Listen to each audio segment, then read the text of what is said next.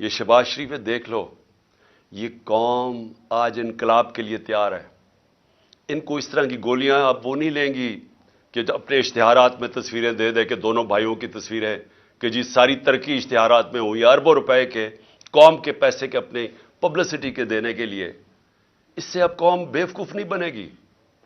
قوم نے اپنا فیصلہ کر لیا ہے، قوم سڑکوں کے اوپر آنے کے لیے تیار ہے۔ میں نے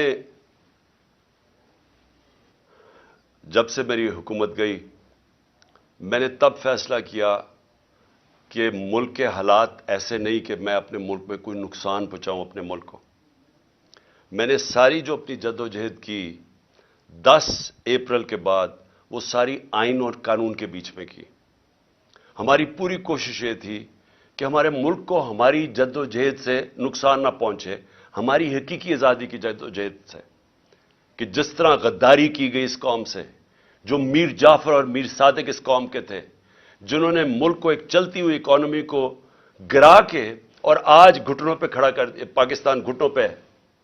آج ہم IMF بلکہ کسی بھی دنیا کی اب طاقت کے سامنے، جب ملکی بینکرپٹ ہو گیا تو ہم کیا بات کر سکتے ہیں؟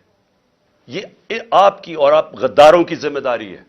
آپ ذمہ دار ہیں اس کے کہ جنہوں نے اس ملک کو آج یہاں کھڑا کیا ہے۔